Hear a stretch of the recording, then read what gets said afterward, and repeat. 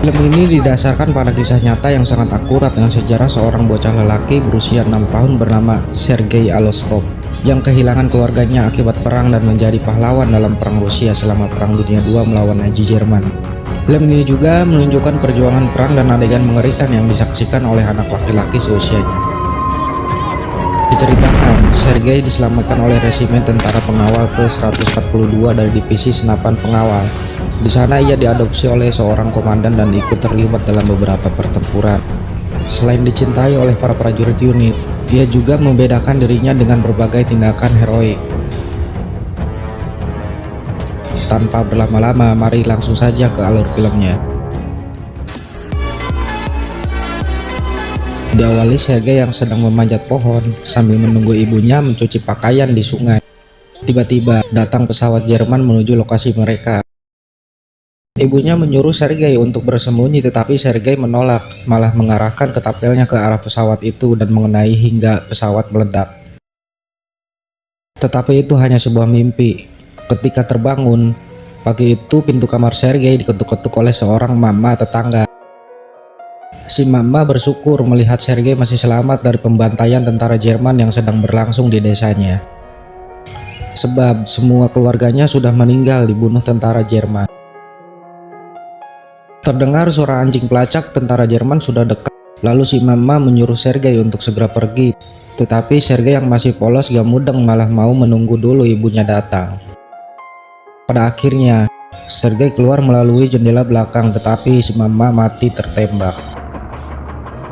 Dari kejauhan Sergei melihat rumah dan perkampungannya sudah luluh lantah dibakar oleh para tentara fasis Jerman. Di pelarian di dalam hutan, Sergei kebingungan. Ia berjalan tanpa arah tujuan sambil memanggil-manggil ibunya. Pada siang harinya, Sergei yang kehausan meminum air sungai. Tiba-tiba, ia melihat 3 orang tentara Jerman yang sedang berpatroli berjalan ke arahnya untuk beristirahat di pinggir sungai. Sergei bersembunyi di balik akar pohon dengan menahan rasa takut karena di situ terdapat ular. Tak lama kemudian 3 tentara Jerman tadi pergi dari lokasi itu. Sergei yang sudah kelaparan mengambil makanan kaleng sisa para tentara itu, lalu pergi melanjutkan perjalanannya. Hari demi hari, Sergei berjalan menelusuri hutan. Sergei yang sudah lusuh menemukan pohon ciplukan atau cesendet, lalu memakan buahnya. Tiba-tiba ada roket menyasar di belakang Sergei, membuat Sergei semakin syok. Ketika turun hujan, Sergei pun meminum langsung tetesan air hujan dengan mulutnya. Tapi itu tidak cukup. Sergei kelelahan dan tertidur di bawah pohon, lalu Sergei ditemukan oleh para tentara Rusia yang sedang berpatroli di wilayah itu. Para tentara itu pun memutuskan untuk membawanya ke markas resimen mereka untuk diselamatkan. Di markas, sang komandan bernama Mayor Mikhail mengenali anak kecil itu. Ternyata Sergei adalah anak temannya sang komandan di kesatuan. Ayahnya Sergei itu adalah seorang tentara Rusia juga, tetapi sudah gugur ketika awal-awal pasukan Jerman menyerang Stalingrad. Mikhail menanyakan keberadaan ibunya Sergei, lalu Sergei malah meneteskan air mata. Semua prajurit di situ pun mencoba meredakan Sergei agar tidak bersedih lagi. Kemudian Sergei diobati di ruang perawatan medis bersama para tentara Rusia yang terluka. Di situ Sergei mendapatkan perawatan dari seorang suster cantik bernama Katya. Selain merawat, Katya juga senang menghiburnya. Di situ terlihat Katya terlibat candaan dengan Sergei. Sampai-sampai Katya bersedia untuk mengurus Sergei dan meminta kepada Mayor Mikhail agar Sergei tetap tinggal di markas resimen. Tetapi Mikhail melarangnya karena peraturan militer melarang anak kecil tinggal di barak militer. Dia juga terlihat menyukai Mikhail dan coba-coba mencuri perhatian dengan menawarkan susunya kepada Mikhail. What? Maksud saya susu kambing. Tetapi sang komandan membalasnya dengan sikap dingin dan kaku. Sebenarnya Mikhail juga menyukai Katya, tetapi karena situasi masih genting, ketambah ia juga harus menjaga image-nya sebagai seorang komandan resimen. Singkat cerita, Sergei sudah pulih dan bertemu lagi dengan Mayor Mikhail di depan barak. Di situ Mikhail bercerita tentang bagaimana ganasnya perang sampai ia bisa selamat dari maut di pertempuran yang telah merenggut nyawa ayah Sergei dan teman-temannya. Sergei yang tidak punya siapa-siapa lagi sangat merasa ketakutan kehilangan Mikhail yang sudah ia anggap seperti orang tua. Dan Sergei memeluknya, membuat luluh perasaan Mikhail dan ingin mengangkat Sergei menjadi anaknya. Kemudian Mikhail memberikan Sergei hadiah pakaian seragam tentara Rusia. Sergei begitu bangga memakainya sampai berlari-lari mengelilingi area markas, membuat para tentara di situ terkagum-kagum. Lalu tiba-tiba di waktu bersamaan pesawat Jerman melintas dan menjatuhkan bom di area markas yang mengakibatkan banyak korban berjatuhan. Sergei selamat dari serangan itu lalu ikut membantu pengobatan para korban. Di hari-hari berikutnya, Sergei pun membantu para pasukan. Sang bocah sangat ingin sekali membuat dirinya berguna. Dengan semangat menggebu-gebu, dia mengirimkan surat perintah dan keperluan lainnya ke subunit di parit-parit pertahanan dan terus-menerus berlari ke markas untuk meminta lebih banyak perintah. Di situ para tentara sangat bangga dan terhibur. Sergei sangat mencairkan suasana dengan tingkah lakunya yang sangat menggemaskan. Dengan keceriaan dan kecintaannya kepada unit dan orang-orang di sekitarnya, dia meningkatkan moral dan kepercayaan diri para prajurit terhadap kemenangan pada saat-saat yang sangat sulit. Pada suatu hari, di sekitaran markas, Sergei dengan gaya tentaranya berpatroli memantau keadaan sekitar markas. Tiba-tiba Sergei melihat dengan teropongnya pergerakan sepatu tentara di tumpukan jerami.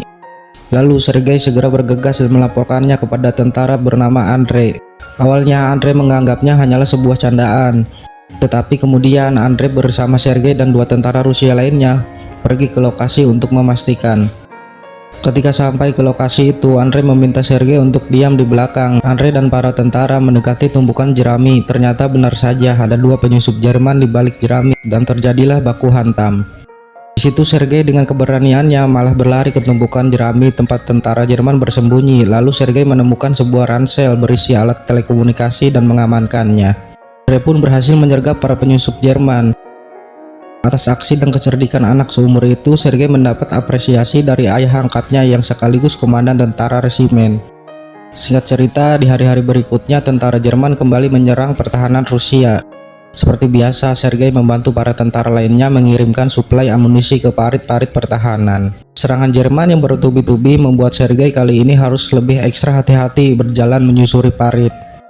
Seorang prajurit meminta Sergei agar kembali ke ruang pantau komandan karena situasi di parit sangat berbahaya.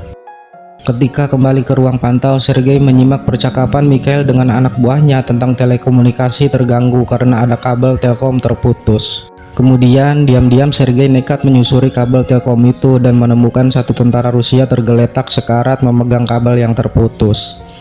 Dengan arahan tentara yang sedang sekarat itu, lalu Sergei menyambungkan kabelnya dan akhirnya telekomunikasi antara komandan dengan para pasukan kembali terhubung. Dan pada akhirnya Jerman berhasil dipukul mundur.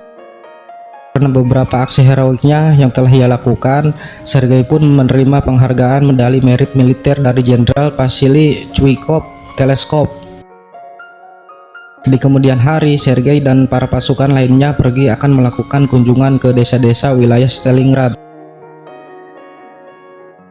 Ketika di perjalanan, tiba-tiba konvoi tentara dikejutkan bom dari tentara Jerman yang menyasar ke sebuah truk konvoi di depan mobil yang ditumpaki Sergei dan Mikhail. Untungnya Sergei selamat dan ayahnya hanya mendapat luka ringan akibat serpihan. Kemudian mereka sampai di sebuah desa dan penduduk desa terkejut melihat ada anak kecil berseragam militer di antara pasukan Rusia. Di situ Sergei pun bermain dengan anak-anak seumurannya. Singkat cerita, pada malam harinya mereka kembali ke markas. Suatu ketika Sergei dengan Mikhail sedang santuy di sekitaran markas, tiba-tiba datang lagi serangan tentara Jerman membombardir markas. Sergei pun disembunyikan di parit perlindungan. Tetapi sayangnya Mikhail tertimpa reruntuhan pohon akibat ledakan bom yang terus-menerus menghujani markas. Sergei berusaha sekuat mungkin mengangkat reruntuhan pohon yang menimpa ayahnya dengan tangannya sendiri. Namun apa daya, tangan kecilnya tak mampu berbuat banyak untuk menyelamatkan sang ayah. Dia pun berlari sekuat tenaga mencari bantuan hingga bertemu beberapa orang pasukan dan berhasil menyelamatkan nyawa Mikhail meskipun terguncang dan terluka. Pagi harinya di ruang perawatan, Sergei menangis melihat keadaan ayahnya yang terluka parah akibat kejadian malam itu. Di waktu bersamaan, perang pun telah berakhir. tentara Uni Soviet bersama pasukan sekutu berhasil menembus pusat pertahanan tentara Jerman di Berlin. Jenderal Vasil Zhukov, komandan pasukan Angkatan Darat ke-62 tempat Sergei bertugas, memerintahkan bocah itu dikirim ke sekolah militer Suvorov. Sebagai kenang-kenangan, sang komandan militer memberi Sergei pistol Browning hasil rampasan perang. Sayangnya, sang letnan junior ini tidak berhasil merintis karir militernya karena alasan kesehatan. Setelah menerima gelar sarjana hukum, Sergei Aloskov tinggal di Ural selama sisa hidupnya dan meninggal karena serangan jantung saat berusia 54 tahun pada 1990. Bertahun-tahun kemudian, kisah hidup sang tentara termuda di Barisan Tentara Merah ini diangkat ke dalam sebuah film. Terima kasih sudah menonton video ini, sampai jumpa di video selanjutnya.